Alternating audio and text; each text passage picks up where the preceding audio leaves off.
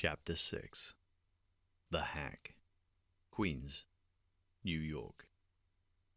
Grigori paced across their little lab and back, watched by a bemused, detached Bubbles from high atop his favorite shelf. The big Russian's fretting was highly uncharacteristic and put them all even more on edge. Devlin muttered to himself, ignoring the almost overpowering urge to go to the fridge for a beer or anything which might offset the amphetamine avalanche he was currently living through. If Grigori said the word historic tonight once, he chuntered, he said it 1,000 fucking times. Fiona calmed him, both there in the moment and somehow, existentially. Having her around was one of the best parts of the project. He had given up, not entirely, but mostly, on any notion of their being together, particularly after she'd been so much friendlier with Avon in these past 4 months. But it was like having a mother, sister, friend, and, he cringed at a truth still both present and embarrassing, a cleaning lady all rolled into one. She gathered them for a final meeting before they would take their one small step for computer science, and either execute the most elegant and seminal hack in the history of the art, or fail miserably and land themselves in jail. The thought had occurred to Grigori a number of times. He was their de facto leader after all, something he had decided he would not attempt to conceal during a trial. And he felt certain that while he might survive reasonably well in a maximum security facility, the others, most definitively, would not. He was particularly concerned about Devlin. It was easy to imagine that smartass getting on the wrong side of the wrong people, right there on day one, and winding up either hurt, dead, or somebody's bitch. He could hardly bear to think about it, and so he didn't. For his part, Quave had spent the whole night and much of this morning participating in a rigorous set of pre-hack tests. The team were particularly concerned that he prove his mettle in situations which demanded on-the-spot decision-making, in that risky period before he'd be able to contact them and request instructions. His programming now consisted of a unique mix of coding, done through laborious keystrokes and triple-checked by at least 2 of them, and through an evolving dialogue. As Quave developed, it became easier to tweak his programming by simply speaking with him. He was empowered to override his own code and to develop solutions independently, provided that he followed pre-existing patterns. Around 90 minutes before H-hour, as Grigori was calling it, Quave was subjected to an interrogation by the whole team. As it began, it was Avon who noted that, in years to come, computer science textbooks would reference this moment as a watershed in its history, the moment when a self-aware, self-programming computer virus, complete with its own worldview and sense of morality, could hold a complex, voice-only dialogue with 4 humans. It made his skin tingle. "Good evening, Quave. How are you?" Grigori began. "I am well, thank you." They all exchanged a glance and smiled. As part of Quave's development, the team had given him autonomy to choose whichever voice most pleased him. Watching him work through different possibilities had been educational in itself. There had been the deep, rich Morgan Freeman, the lighter, formal David Attenborough, even a wacky, upbeat Robin Williams. Eventually, Quave seemed to have settled on a polite but unforced BBC newsreader voice, which gave his sense of humor a charming incongruity and added gravitas and heft to his pronouncements. Devlin indicated that he wanted to ask the next question. "How do you feel today?" Quave chuckled, a sound which came across as somewhere between a plastic artifice and an endearingly disarming quirk. Fiona loved it, but Grigori found it frivolous. "Much as I have felt on all the other days, I lack a central nervous system, as I'm sure you know." Devlin persisted. "That's not what I meant. How would you describe your state of mind?" This was an easier one for the machine to handle. "I am competent, clear, and ready as normal. I understand that I have a task to complete today if our timetable remains as before?" "It does," Grigori confirmed. Fiona noted with a jolt of surprise that their great bear of a boss had trimmed his beard for the occasion. He was almost good-looking. "And can you characterize that task for us, Quave?" Avon asked next. The answer was immediate and clipped, as though they had pressed an oft-used button. I will infiltrate the server system of Marble Street and Bank, he told them, and gather information on all high net worth accounts. I understand that you will use this information to embarrass the account holders and kickstart international tax avoidance investigations. Fiona was nodding. Precisely. How do you feel about us doing that, Quave? It is a breach of privacy, he said simply. This contravenes U.S. federal law. This was the expected answer, of course, a concise summation without the muddy, personal inflections a human would bring to the problem. In a deliberate attempt to probe the software's nascent moral compass, Grigori gave Devlin inaudible permission to press on. But we're talking about people who have evaded paying tax, he said. Some of them, perhaps. There is no way to know unless we gather all the high-end account data, Devlin countered. It is the role of the various government departments to track earnings and hold individuals liable for unpaid taxes, he stated, sounding like a BBC Radio 4 interviewer.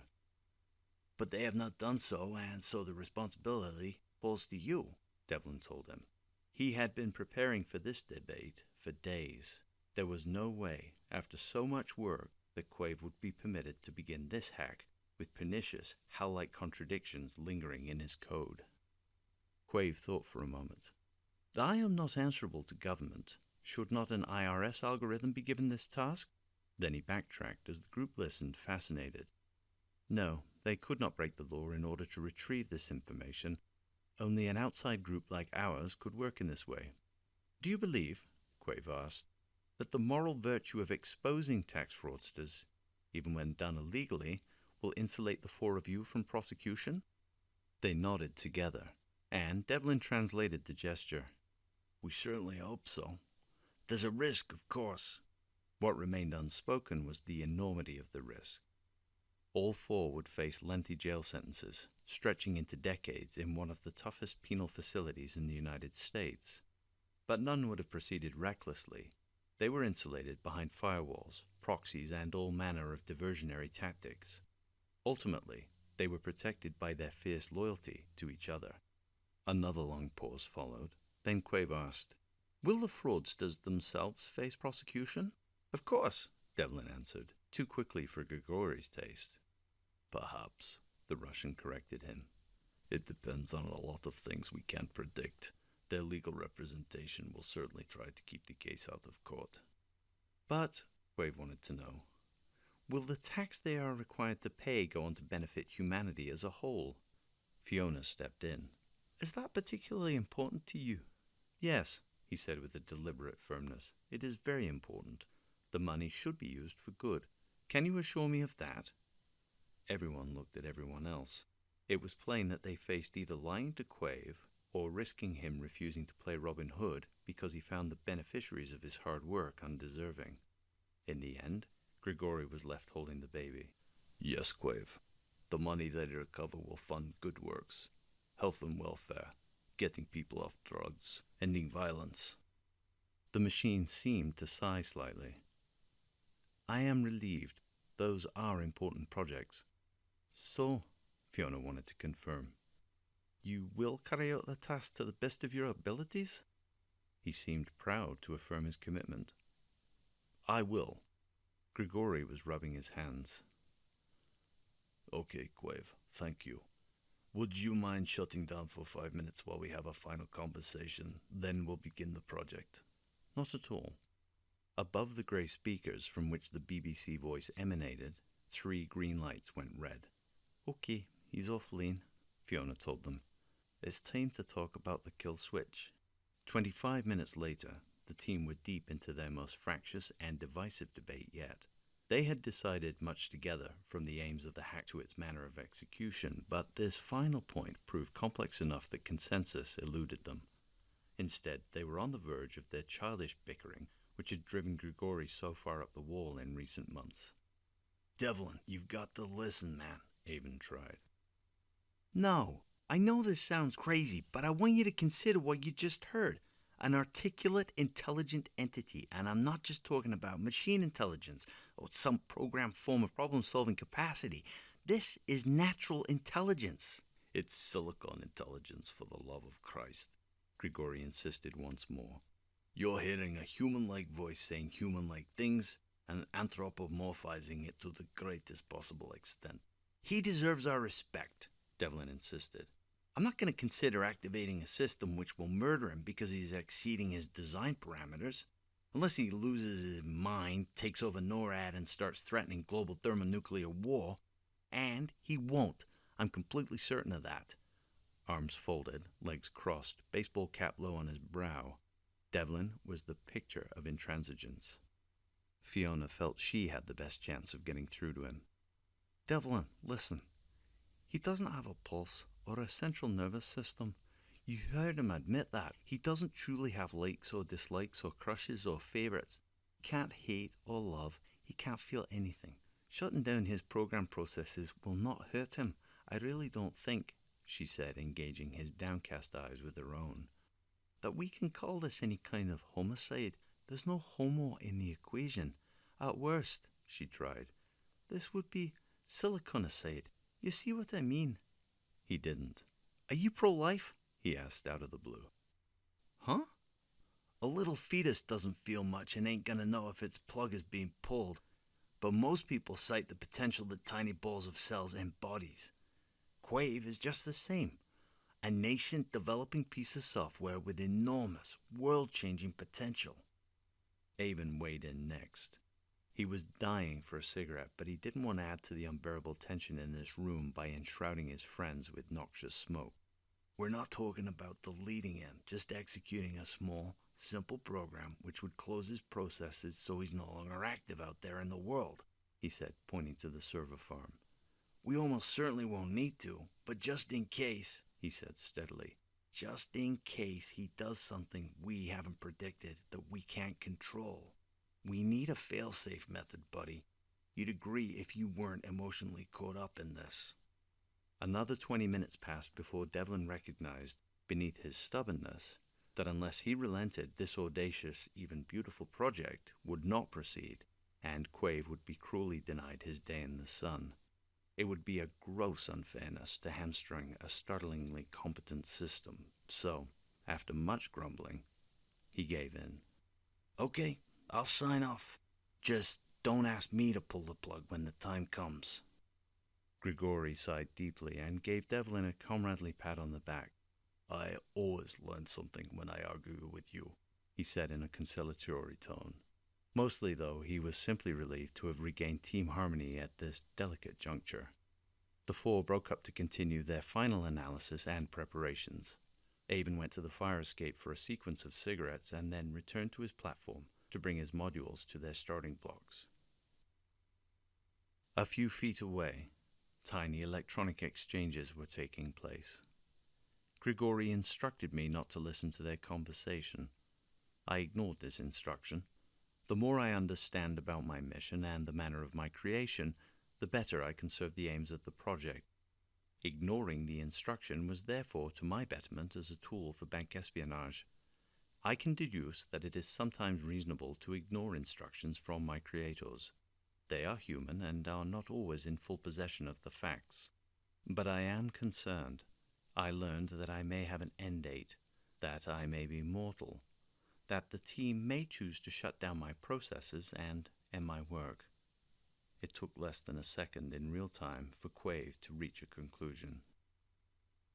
That is entirely unacceptable. It was a little after 7:15 in the evening when Quave began his initial attack on the confidential servers of Marble Streatham Bank. All were physically based in New York, although backups were positioned around the world in case of disaster, natural or otherwise. Quave knew exactly what to do from the first moment and carried out his own vulnerability analysis along the way, just for good measure. He adopted a number of disguises, all of them so completely effective that the AV system never even awoke from its evening slumber. He hid in recycle bins, posed as routine email traffic, copied himself into a variety of servers, and within 90 seconds of arriving in Manhattan, emailed Grigori's remote proxy address to let him know that all was well. He's in, the Russian told his team. Devlin was practically shaking. Go get him, kid. It seemed punitive, at this seminal moment, to send his team home to rest, but Grigori knew that Quave would need time to carry out his programming, gather the data, and begin communicating with them. He promised to stay at the lab and keep them informed of any developments. Gradually, after much encouragement, the three reluctantly left, consigned now to a long night of twiddling their thumbs while waiting for a message from Grigori. Fiona took a very long shower and called a friend for a couple of hours of distraction. Unusually, they agreed to meet at her place rather than a quiet park, so that she would never risk being outside of cell phone coverage. Devlin couldn't have slept if he'd been offered his complete bucket list. He paced around his apartment, played a couple of hours of Tetris, went for a walk, played some more, and finally just sat and stared at his phone, willing it to beep. Avon had the easiest time. He managed to nap, despite the crushing pressure of the evening. His mindset, as ever, was a rational calm. They had done excellent work, he knew. There was every chance that Quave would achieve his objectives and that tomorrow would be a red-letter day. But the process was in motion now, and there was nothing more he needed to do, or even could do, to accelerate or guide or change it. He let this truth sink in, smoked endless cigarettes, and tinkered with his stock market portfolio until dawn. Which was when, with a giant jolt of relief and excitement, all three received a message from Grigori. "Come in. You're not going to believe this." The anatomy of the virus was deceptively slender and simple. All told, Quave's payload was under 3 megabytes, not exactly minuscule, but small enough that it didn't raise any alarm. Silently copying himself across to the most secure servers, Quave became aware of a new environment, a higher security level, but nothing he was not more than capable of surmounting. Within an hour of his arrival, he was scouring the account servers for just what his program designed him to find. After 7 hours, the work was complete, and he dispatched a second, far longer email to Grigori. "Holy shit. Look at this," Grigori gasped. The software was programmed to tabulate names, account numbers, balances, and a deep history of each account. This data was compiled into spreadsheets and sent as a sequence of nearly 100 emails, each with a small attachment, which was crafted to defeat antivirus software. It contained no macros or embedded data, and seemed to be as routine a communication as any of the millions of such emails which cross the world every day. But at the end of each row was a large field in which Quave had inscribed every single law and banking regulation which he felt the holders of the account might have broken. These ranged from suspicions regarding the timing of account activity when placed alongside corporate decisions and changes in share price. Dozens of the accounts bore the hallmarks of insider trading. Others listed payments to accounts owned by politicians or their closest supporters. Quave was in a position to implicate nearly 30 sitting members of Congress in a campaign finance scandal which would rock U.S. politics. There were shadowy payments to journalists, senior police officers, members of local councils and planning committees, and even large sums paid to environmental charities, assumedly to tone down a press release or put a particularly troublesome project on hold. Fiona summed it up as she often did. "The 1% are as bent as a fucking horseshoe," she said. "We've always suspected it, but now we can prove it." "You know, I just love," Grigori said in an unusually airy voice, "to bottle this moment and take a whiff of it whenever I want." "Sweetest thing I ever saw," Avon was saying. All that Devlin could manage on witnessing each new revelation was to repeat, "Fucking incredible," over and over, so that eventually Grigori had to slap some more vocabulary into him. "I mean, it's the beginning of the end for the greedy and corrupt." "Let's not get carried away," came a comforting Scottish voice from behind him. "We've got a lot of work to do, getting all this ready for publication." "Agreed," Grigori said, rubbing tired eyes. Despite the excitement, it had been a long night, and he was reaching his limit. "We haven't even agreed what format to use." "WikiLeaks?" Avon suggested. "Just send them the whole damn lot and see what they make of it." Grigori shook his head and noticed Fiona doing the same. "This is bigger than them. It needs more careful handling. Notice, for example, that their whistleblowers ended up in huge trouble." "Assange, you mean?" Fiona clarified. "And Bradley Manning," Grigori added. Or Chelsea, I guess I should say. They were hung out to dry, left in exile or in military jail, Avon reminded them. His face made it clear that neither of those eventualities appealed to him.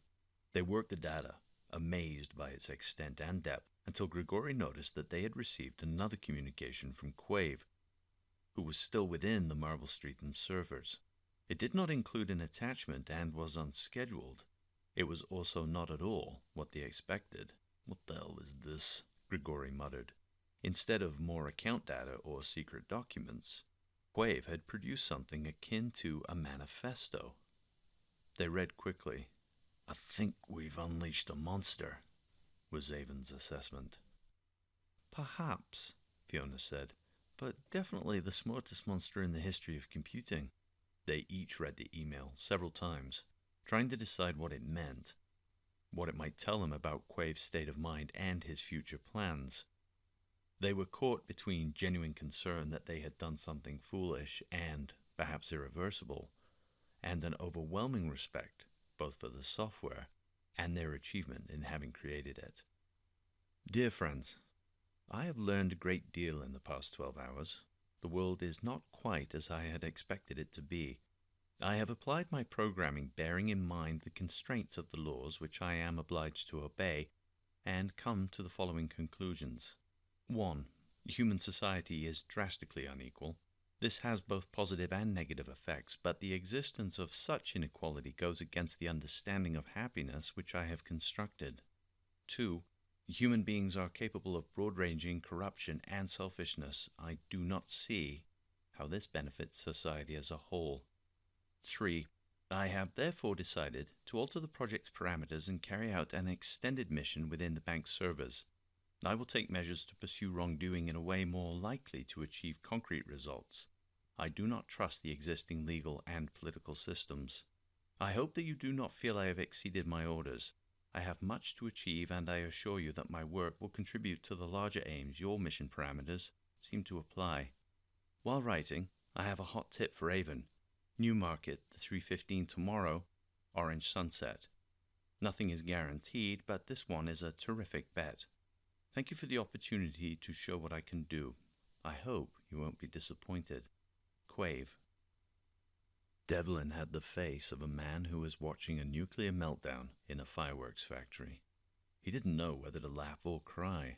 Quave was rampaging through Marble Stratham's system as though it owned the place, copying and analyzing and disseminating private account data like a fact-finding electronic hurricane. Quave was no longer simply an analytical tool. He began communicating with the world's media at frenetic pace, producing cast-iron proof of wrongdoing. Each accusation was comprehensively written up, including dates, names, and the specific laws Quave felt had been broken. It was though he were preparing prosecution dossiers with which a legal team could try in court the holders of each suspicious account. What in the name of God? Grigori began 3 or 4 times. He was watching the world's media explode into life on this otherwise innocuous Friday evening. The first indications of the coming calamity were headlines on some of the mid-level news servers, which told of a major security problem at MSB. These were followed half an hour later by more comprehensive reports of a giant, seemingly all-encompassing hack, a complete takedown of the bank's firewall, and the theft of simply gigantic volumes of data. Nothing on the bank's previously virgin servers was now safe, it seemed. "He's out of the box," Devlin kept saying. "Out in the wild." His excitement was palpable, and he could barely sit still. He rotated a pen constantly between his fingers, chewed endless sticks of gum, whizzed annoyingly along the carpet on his swivel chair, and frequently elucidated and lectured the group on the potential of Quave's unique ingenuity. This was, he claimed, Chapter 3 of 5 in humanity's long-awaited journey towards the singularity, the synergic melding of the human and the technological. He was in his element, and only stopped when Fiona threatened to lock him out on the fire escape. By midnight, some 30 hours after inception, the hack was front-page news on many of the world's primary online news sites. Yahoo News called it a historic electronic invasion of MSB, while in London, The Guardian went further, claiming that the bank had been brought down by the single most destructive hack in computing history. Fiona read with relish the article which described the immediate results as terminal to the bank's interests and of a nature which would massively undermine MSB as a going concern. She whooped with unconcealed joy. "This wasn't the plan," Grigori marveled, "but you've got to love it." The team was drawn in by the media circus, and Avon felt the risk of losing perspective. "You aren't worried that he's gone off the reservation like this?" Avon asked, blowing the last puff of his latest cigarette out the window. "I mean, he's out there," he said, hands aloft and spread, "doing his own thing." "He ain't started a nuclear war yet," Devlin contested. "Anything short of that is fine with me." Avon anticipated Devlin's enthusiasm. Part of him suspected that the scruffy little genius had been hoping for just this kind of breakout. "He's single-handedly reshaping the world," Avon warned. "We wanted him to dig some dirt on the rich." There was a 10-second discussion about the kill switch and a vote. None were in favor of utilizing it.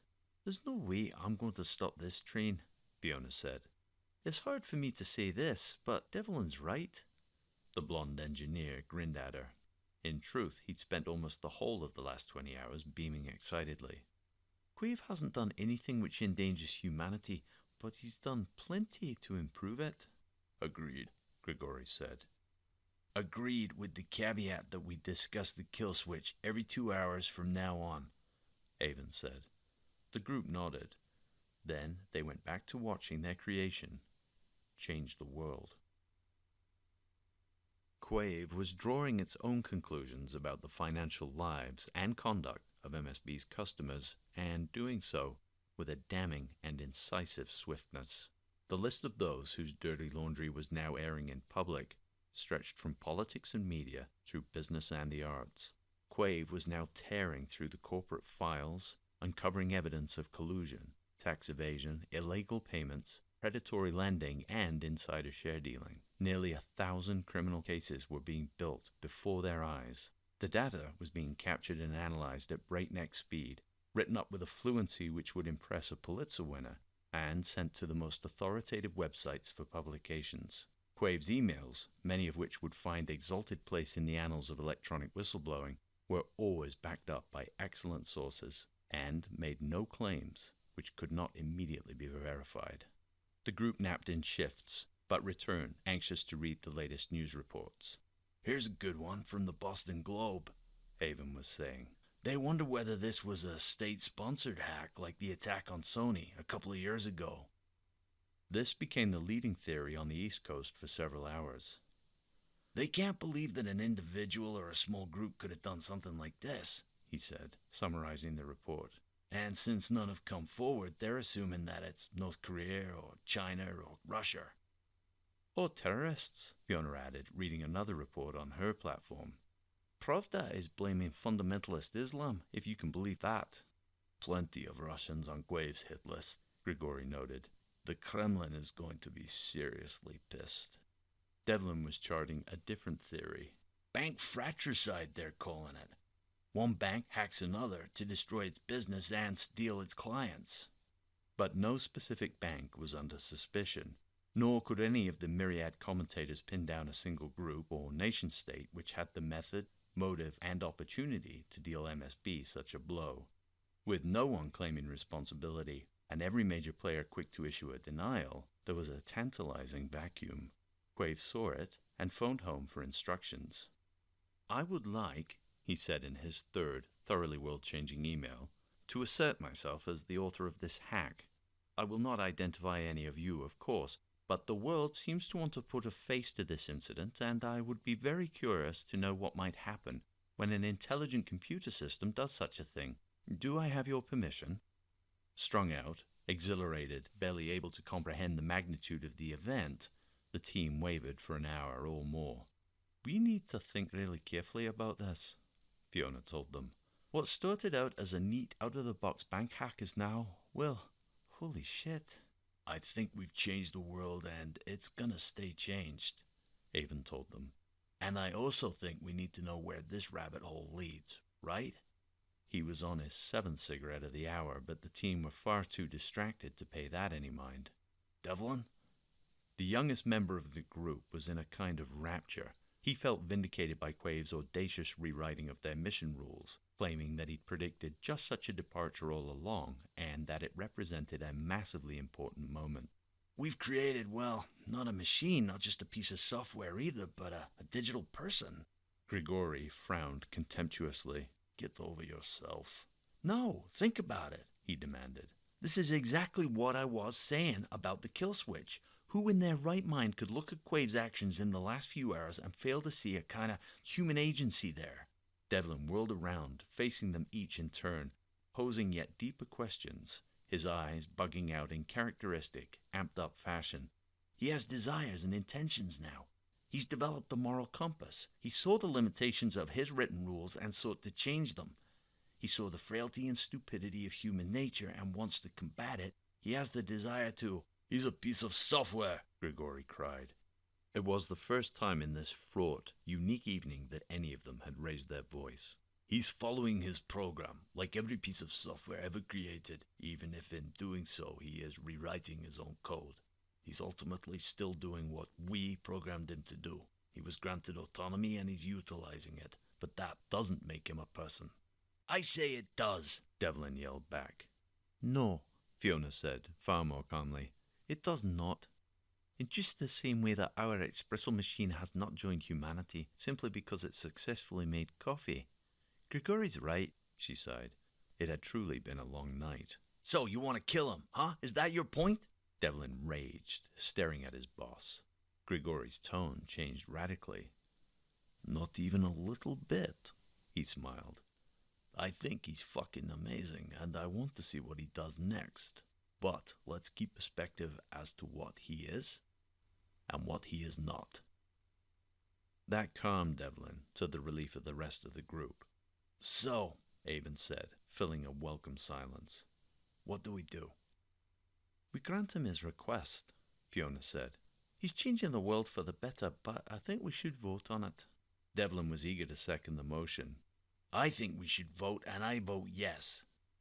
"Agreed," Avon said. Then he added, "I'm supposed to be getting better at resisting temptation, but there's no way I'm saying no to this."